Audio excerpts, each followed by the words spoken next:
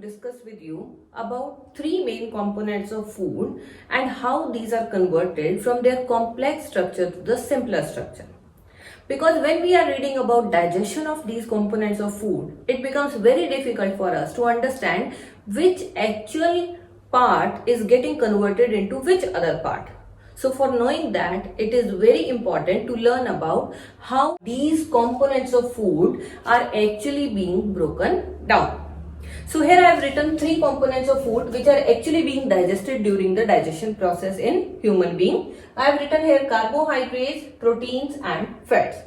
So I'll be telling you one by one what are the different types of carbohydrates and which are the simpler form of these carbohydrates to which these are converted. Same way I'll be telling you about proteins and fats. So let us begin with the carbohydrates. So first I have drawn a flow chart showing carbohydrates.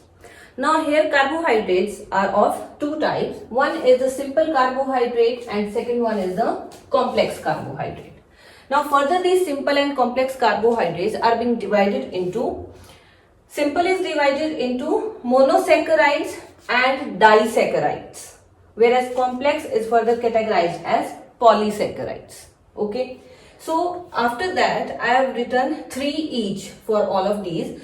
These are the examples of monosaccharides, like here glucose, fructose and galactose are the example of simple monosaccharides. Sucrose, lactose and maltose are the examples of simple disaccharides, and starch, glycogen and cellulose are the examples of complex polysaccharides. So these are the examples of different types of carbohydrates which are present in different types of food resources. Like if you talk about glucose, glucose you all know is found in the cereals and pulses which we eat. It contains rich amount of glucose. Monosaccharide, what does it mean basically is means it has a single molecule of this glucose. Okay, then fructose, it is found in the fruits. All the fruits have fructose which are sweet in taste, and galactose is basically the sugar or the carbohydrate which is found in the dairy products.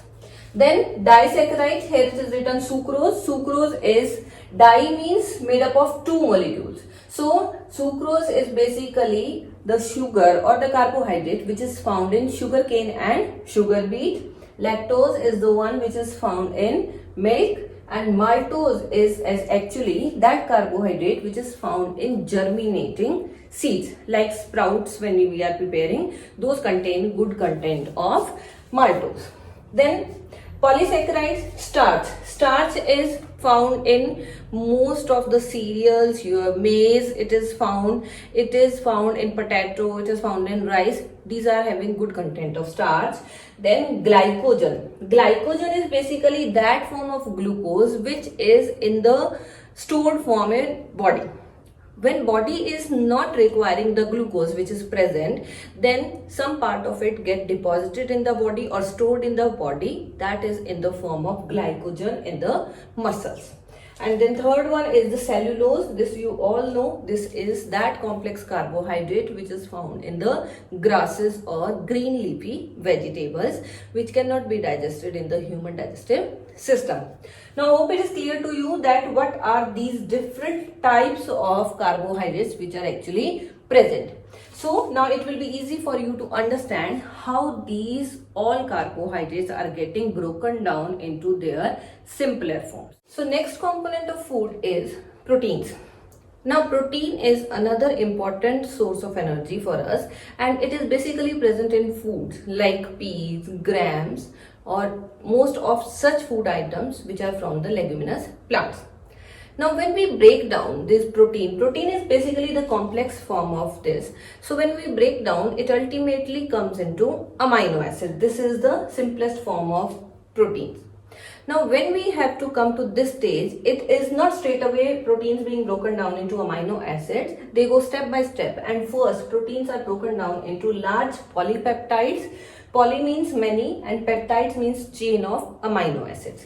So then first we have the large polypeptides, again some enzymes act and they will form small polypeptides, and sometimes along with these small polypeptides there is also release of amino acid molecules, and this is the reason the chain becomes small.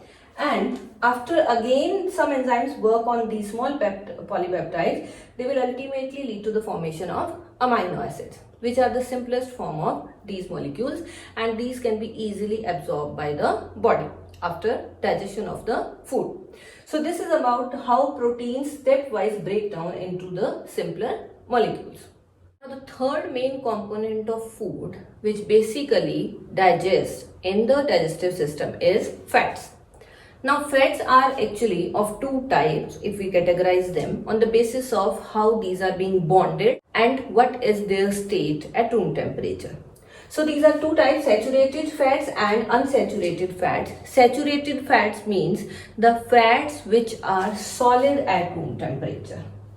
These are the fats which are solid at room temperature. Example, you can consider your butter, ghee.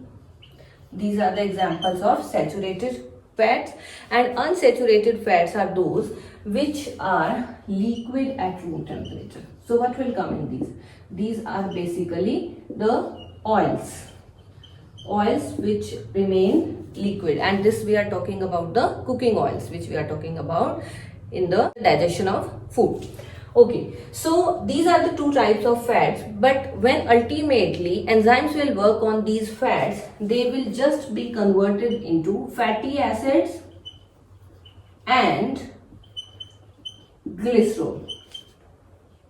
These are the simpler molecules which are formed when the fats are being acted upon by certain enzymes and will lead to formation of fatty acids and glycerol.